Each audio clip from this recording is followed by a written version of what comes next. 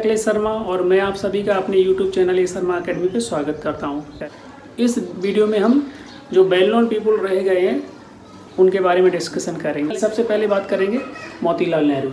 मोतीलाल नेहरू एक स्वतंत्रता सेनानी और प्रसिद्ध वकील थे और 1928 में जब कलकत्ता में भारतीय राष्ट्रीय कांग्रेस का अधिवेशन हुआ तो उसका इनको अध्यक्ष बनाया गया। और इन्होंने 1923 में देशबंधु चित्तरंजन दास के साथ मिलकर स्वराज पार्टी की स्थापना की थी और 1928 में कांग्रेस द्वारा स्थापित भारतीय संविधान आयोग के ये अध्यक्ष थे और इन्होंने नेहरू रिपोर्ट प्रस्तुत की थी। एक क्वेश्चन पूछा जाता था कि नेहरू रिपोर्ट किसने प्रस्तुत की, तो उस कंडीशन में आपका आंसर होगा मोतीलाल नेहरू, ना कि जवाहरलाल नेहरू, ये ध्यान रखना। और ये इनका घर कहाँ पड़ता है?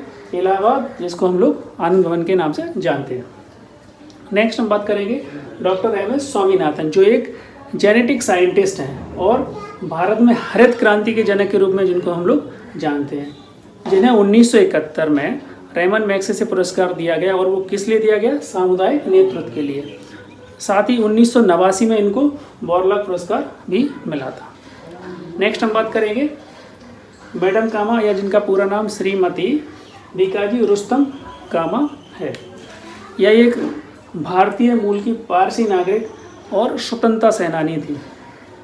इन्होंने लंदन, जर्मनी, अमेरिका की यात्रा की, किस लिए? स्वतंत्रता के पक्ष में माहौल बनाने के लिए।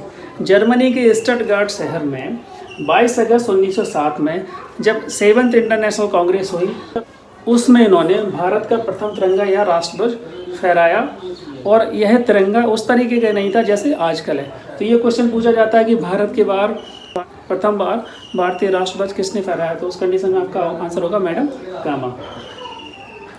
थोड़ा हम झंडे के बारे में डिस्कशन करें, किस तरीके का था। तो इन्होंने जो झंडा फहराया वो झंडा ऊपर ग्रीन कलर, बीच में येलो कलर और नीचे रेड कलर था। बीच में उसमें वंदे मातरम लिखा हुआ था, किसमें? देवनागरी लिपि में। और ऊपर उसमें कमल के फूल बने हुए थे और नीचे उसमें एक तरफ चंद्रमा और एक तरफ सूरज बना हुआ था। और इस झंडे में इस्लाम, हिंदुत्व और बौद्ध मतानुसार, दैट मीन्स वो तीनों को ध्यान में रख के इस तरीके से झंडा बनाया गया था। वंदे मातरम पत्र जो पेरिस से प्रकाशित होता था, प्रवासी भारतीयों में काफ़ी ज़्यादा प्रचलित था। और इन्होंने एक पत्र और प्रकाशित किया जिसको हम लोग तलवार के नाम से जानते हैं। इन्होंने कहा है, आगे बढ़ो हम हिंदुस्तानी हैं और हिंदुस्तान हिंदुस्तानियों का है। साथ ही इन्होंने स्वराज के लिए आवाज़ उठाई और आगे बढ़ो हम भारत के लिए हैं और भारत भारतीयों का है।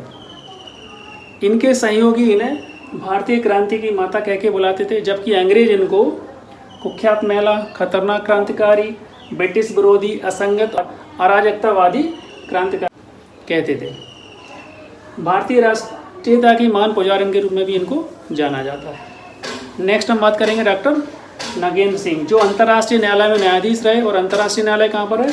हैग, जो नीदरलैंड में है। और इनका कार्यकाल उपाध्यक्ष के रूप में 1976 से लेकर 79 और अध्यक्ष के रूप में 1985 से लेकर 88 के बीच में रहा था। इसके बाद हम बात करते हैं कमलापति वेंकट नरसिंह राव, जो भारत के पहले दक्षिण भारतीय पूर्व प्रधानमंत्री थे। नेक्स्ट हम बात करेंगे रविंद्रनाथ टैगोर, जो एक महान कवि, नाटककार, उपन्यासकार, संगीतकार और चित्रकार थे। ये एशिया के प्रथम ऐसे व्यक्ति हैं जिनको नोबेल प्राइज़ दिया गया है।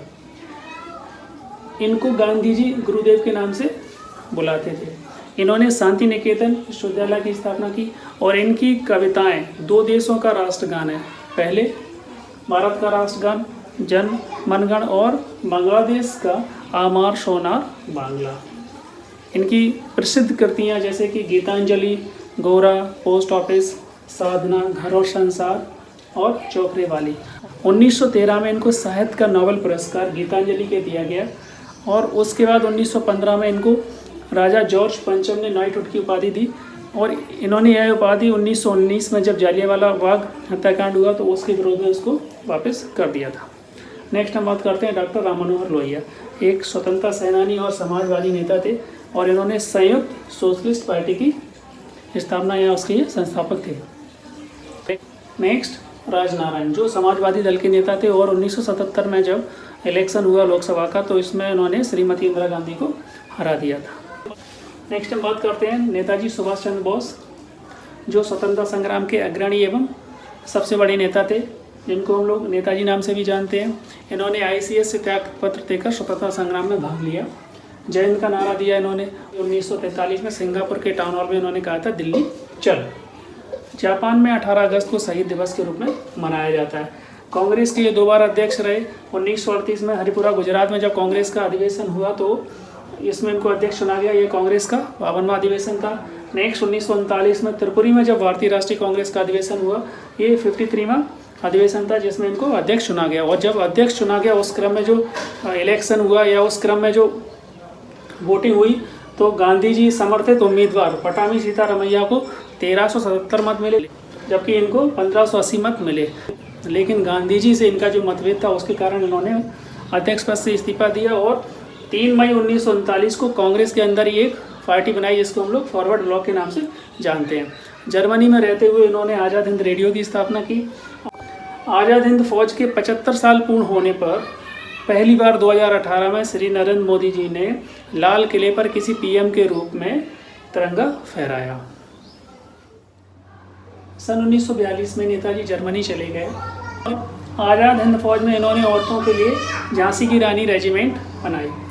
6 जुलाई 1944 को रेडियो पर इन्होंने संबोधन करते हुए गांधी जी को राष्ट्रपिता कहा और उसी समय गांधी जी ने इनको नेताजी कहा था। इन्होंने अंडमान और निकोबार द्वीप जब जीत लिए तो इन्होंने अंडमान द्वीप का नाम शहीद द्वीप और निकोबार द्वीप का नाम स्वराज द्वीप रखा। इसके बाद इन्होंने इम्फाल और कोहिमा पर आक्रमण किया, लेकिन इनको वहाँ पर पीछे हटना पड़ा। बात करते हैं आज़ाद हिंद फौज। हिंद फौज की स्थापना का विचार सर्वप्रथम कैप्टन मोहन सिंह के मन में आया था और 1942 में सेकेंड वर्ल्ड वॉर के समय जापान की सहायता में टोक्यो में रासबिहारी बोस ने INA नामक सशस्त्र सेना का संगठन किया, जिसमें इनकी सहायता कैप्टन मोहन सिंह और निरंजन सिंह गिल ने की थी। रासबिहारी बोस ने 4 जुलाई 1943 में नेताजी को कार्यभार सौंपा और सिंगापुर के एडवर्ड पार्क में 5 जुलाई 1943 को नेताजी ने इसका सुप्रीम कमांडर के रूप में पदभार ग्रहण किया और दिल्ली चलो का नारा दिया। इनका फेमस जो नारा है, तो मुझे खून दो मैं तुम्हें आज़ादी दूंगा। आज़ाद हिंद फौज के अधिकारियों के ऊपर मुकदमा चलाया गया नवंबर 1945 से लेकर मई 1946 में। और ये मुकदमा कहाँ चलाया गया था? ये चलाया गया था लाल किले में, जिसको लाल किला ट्रायल के नाम से भी जानते हैं। और इस मुकदमे की पैरवी या इस मुकदमे को किसने लड़ा?